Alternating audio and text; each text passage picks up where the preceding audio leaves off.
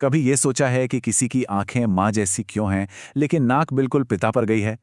आज हम आनुवंशिकता के इन्हीं रहस्यों को समझने की कोशिश करेंगे। ये जानेंगे कि हम जो हैं वो क्यों हैं और ये गुण हमें आखिर मिलते कहाँ से हैं। चलिए, एक छोटे से प्रयोग से शुरुआत करते हैं। जरा अपने कान के निचले हिस्से पर ध्यान दीजिए।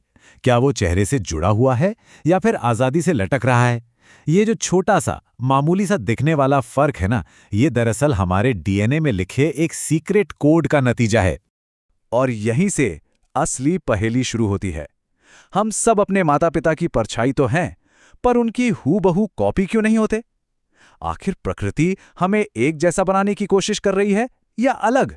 चलिए इस रहस्य की तह तक चलते हैं। तो सवाल यही उठता है कि कुछ गुण तो पीढ़ी दर पीढ़ी आगे बढ़ते हैं, लेकिन कुछ रास्ते में ही कहीं खो से जाते हैं। ऐसा क्यों? इस पूरे संतुलन को समझने के लिए हमें जनन यानी रिप्रोडक्शन की प्रक्रिया को समझना होगा। इसे ऐसे समझिए कि हर बच्चे को अपने माता पिता से एक रेसिपी की किताब मिलती है। अब मूल रेसिपी तो वही रहती है, लेकिन लैंगिक जनन में होता यह है कि हर बार दो अलग अलग किताबों से कुछ कुछ पन्ने मिलाकर एक बिल्कुल नई डिश बनाई जाती है।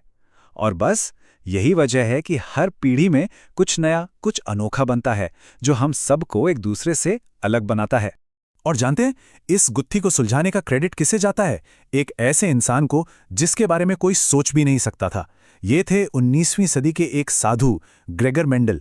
जी हां, अपने मठ के बगीचे में ही उन्होंने प्रकृति के सबसे बड़े रहस्यों में से एक को सुलझाने की ठान ली थी। तो मेंडल का सीक्रेट वेपन क्या था?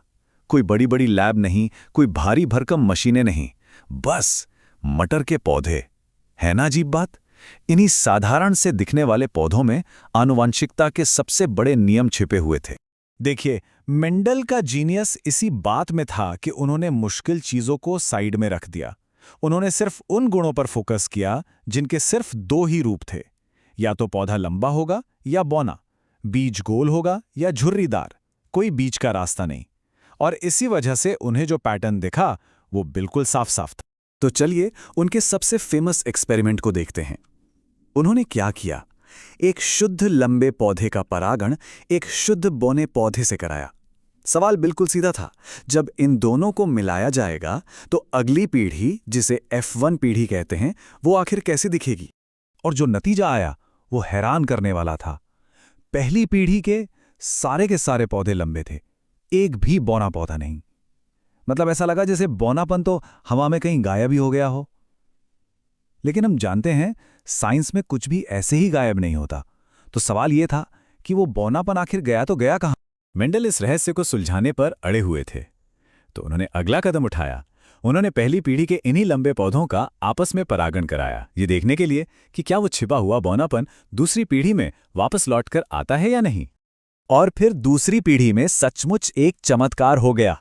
वो बौनापन लौट आया था, लेकिन ये ऐसे ही रैंडमली नहीं लौटा।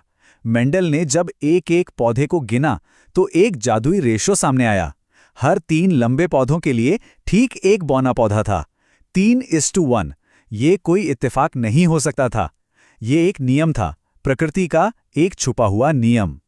यही 3:1 का रेशियो वो चाबी थी जिसने आनुवंशिकता का ताला खोल दिया। मेंडल को समझ आ गया कि सारे गुण बराबर नहीं होते हैं। कुछ गुण बॉस की तरह होते हैं, जिन्हें हम कहते हैं प्रभावी या डोमिनेंट, और कुछ थोड़े दब्बू होते हैं, जिन्हें हम कहते हैं अप्रभावी या रिसेसिव। अच्छा, तो इसका मतलब क्या हुआ?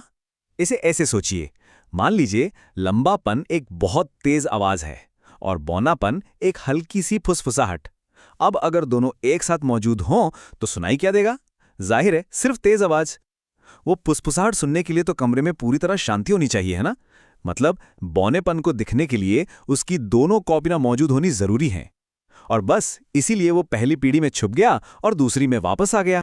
मेंडल ने हमें नियम तो बता दिए, पर वो ये नहीं जानते थे कि पर्दे के पीछे इन नियमों को चला कौन रहा है। इस कौन का जवाब जानने के लिए हमें कोशिका के और भी अंदर डीएनए के लेवल तक जाना होगा। और इसका जवाब सिर्फ एक शब्द में है, जीन। जीन क्या है? ये हमारे शरीर की रेसिपी बुक, यानी डीएनए के पन्नों पर लिखे हुए निर्देश हैं, इंस्ट्रक्शंस हैं। हर एक जीन एक खास तरह का प्रोटीन बनाने की रेसिपी है। और असली मैकेनिज्म यही है। जीन प्रोटीन बनाने का ऑर्डर देते हैं और ये प्रोटीन हमारे शरीर में जाकर असली काम करते हैं, जिससे हमारे गुण, हमारे ट्रेट्स तय होते हैं। जैसे लंबेपन का जीन एक ऐसा प्रोटीन बनाता है जो पौधे को बढ़ने में मदद करता है। वो प्रोटीन ज्यादा बना तो पौधा लंबा हो गया, कम या खराब बना तो पौधा बौना रह गया। It's that simple.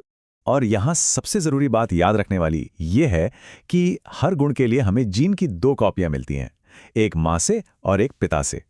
ये जीन क्रोमोसोम नाम के धागों जैसे स्ट्रक्चर्स पर सेट होते हैं।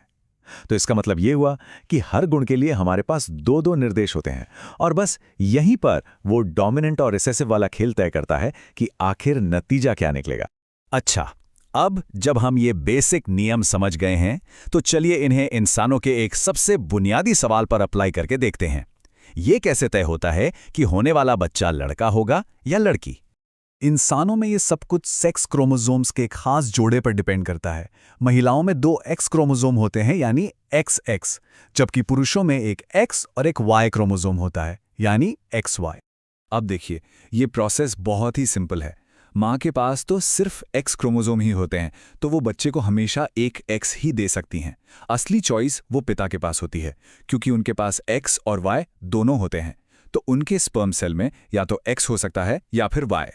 तो होता यह है कि अगर पिता का X क्रोमोसोम माँ के X से मिलता है तो नतीजा होता है XX, यानी एक लड़की। और अगर पिता का Y क्रोमोसोम माँ के X से मिलता है तो नतीजा होता है XY, यानी एक लड़का।